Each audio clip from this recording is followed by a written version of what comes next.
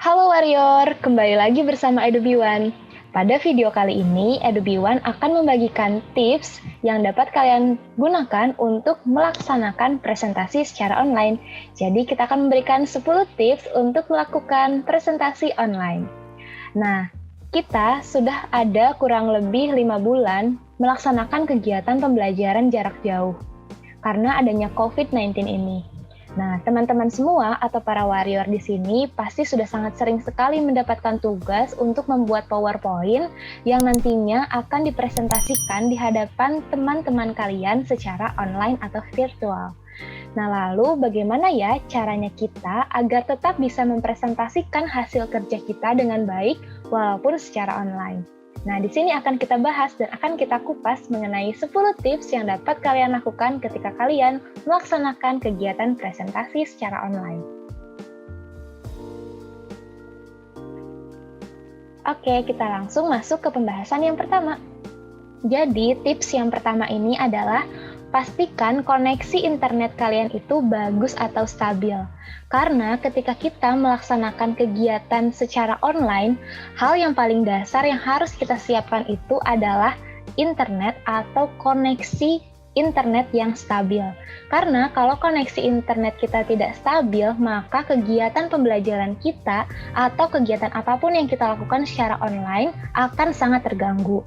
Pastikan ketika kalian menjadi atau terpilih sebagai seorang presenter, kalian harus memastikan koneksi internet kalian ini stabil atau berada di daerah yang koneksi internetnya bagus. Nah, kalau kalian berada di daerah yang koneksi internetnya kurang bagus, maka kalian harus mempersiapkan berbagai cara untuk dapat mengatasi jikalau di saat atau di tengah jalan nanti ketika kalian melakukan presentasi ini terjadi sesuatu hal yang tidak diinginkan. Misalnya kalian mempersiapkan modem atau kalian mempersiapkan handphone dengan meminjam ke orang tua kalian sebagai cadangan atau bagaimanapun itu. Yang paling penting ketika kalian terpilih sebagai seorang presenter, kalian harus mempersiapkan koneksi internet sebaik mungkin. Lalu yang kedua, yaitu gunakan headset atau earphone yang memiliki mikrofon. Nah, jadi ketika kita melakukan kegiatan pembelajaran secara online, kita akan dihadapkan pada keadaan yaitu kondisi sinyal yang tidak teratur. Misalnya sinyal di kita bagus, kita belum tahu sinyal di tempat para audiens kita itu bagus atau tidak. Otomatis ketika kita melakukan kegiatan pembelajaran secara online ini, khususnya presentasi, kita harus menggunakan headset dan juga mikrofon. Karena untuk kita bisa berbicara secara jelas, kita harus mendekatkan sumber suara kita dengan mikrofon yang ada di sini, sehingga suara kita akan terdengar dengan jelas oleh para audiens yang ada di rumah masing-masing. Begitu juga fungsi dari headset atau earphone yang akan kita gunakan.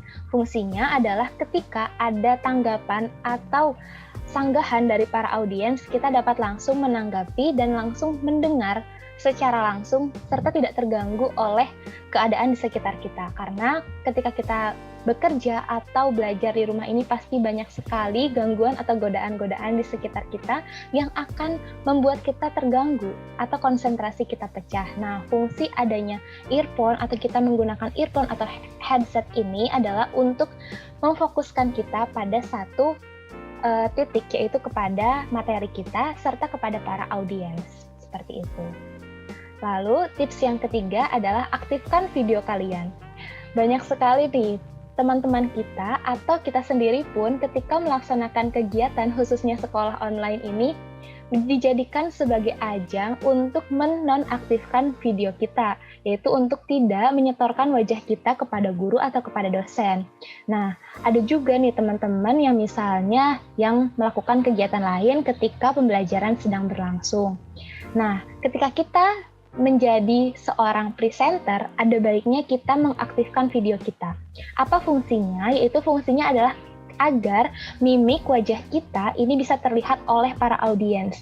Bagaimana cara kita menyampaikan, bagaimana ekspresi wajah kita ketika kita menyampaikan, apakah kita senang, apakah kita tersenyum, apakah kita semangat, itu akan terlihat secara langsung oleh para audiens. Dan para audiensnya pun akan sangat memperhatikan hal tersebut.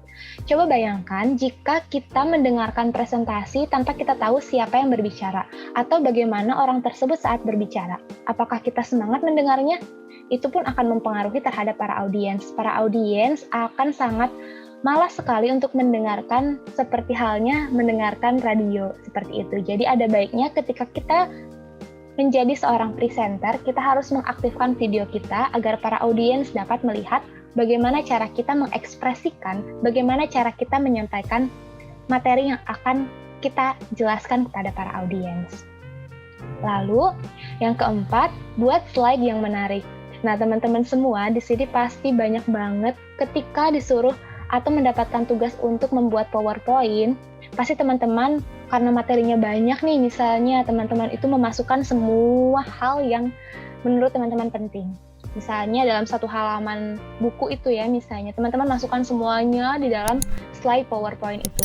Nah, kita harus tahu konsep dari presentasi yang baik ini adalah ketika kita mampu memasukkan poin-poin ke dalam slide yang akan kita jelaskan nantinya. Jadi, teman-teman cukup memasukkan poin-poinnya saja, poin penting, poin utama yang nanti penjelasannya itu akan teman-teman jabarkan secara langsung melalui pembicaraan atau melalui pesan seperti ini. Jadi, di slide PowerPoint ini, teman-teman tidak perlu memasukkan banyak sekali tulisan-tulisan atau penjelasan, hanya perlu memasukkan inti dari maksud utama dari poin yang ingin teman-teman sampaikan, seperti itu. Lalu, yang kelima adalah kontak mata. Nah, kontak mata ini juga diperlukan ketika kita melaksanakan kegiatan presentasi secara online. Kalau dulu kita melaksanakan kegiatan presentasi secara offline, kita dapat langsung menatap mata para audiens dengan cara kita melihat di sekitar. Lalu bagaimana caranya kita untuk bisa menatap mata audiens ketika kita melakukan presentasi secara online? Caranya adalah teman-teman ketika teman-teman semua menggunakan laptop di hadapan teman-teman, otomatis akan ada kamera yang berhadapan langsung dengan mata teman-teman. Nah, di sini kalian harus langsung melihat kepada kamera yang ada di situ. Fungsi kontak mata ini adalah sangat penting sekali ketika kita melakukan presentasi online. Karena sama halnya seperti kita melakukan presentasi secara offline, yaitu kita seperti langsung mengajak berkomunikasi kepada para audiens. Begitu juga ketika kita melakukan presentasi secara online. Kita juga harus menatap mata para audiens, yaitu salah satu solusinya dengan melihat kamera yang ada di laptop atau di handphone teman-teman. Seperti itu. Jadi ini benar-benar sangat penting sekali kontak mata untuk kita perhatikan agar kita tetap bisa berkomunikasi dan para audiens juga bisa melihat bahwa kita benar-benar bersungguh-sungguh dalam menjelaskan materi tersebut. Lalu, yang keenam, berpakaian yang rapi. Nah, teman-teman, jangan disalahartikan ya ketika kita berada atau melaksanakan kegiatan pembelajaran secara online. Bukan berarti kita bisa sebebasnya menggunakan atau mengenakan pakaian ketika kita melakukan pembelajaran secara online. Bukan berarti ketika kita berhadapan dengan guru, ketika kita berhadapan dengan dosen, kita bisa menggunakan kaos enaknya, tidak berpakaian rapi, baru bangun tidur, tidak cuci muka, dan lain sebagainya. Bukan seperti itu ya. Kita harus tetap memiliki etika yang baik ketika kita berhadapan dengan guru ataupun dengan dosen. Bahkan dengan teman-teman sekelas pun seperti itu. Nah, ketika kita menjadi seorang presenter, itu sangat sekali ditekankan bahwasanya berpakaian itu harus sangat berpakaian yang rapi. Karena kenapa? Karena ketika kita menjadi seorang presenter, pasti fokus utamanya itu adalah kita sebagai presenternya dan juga materi yang akan kita sampaikan.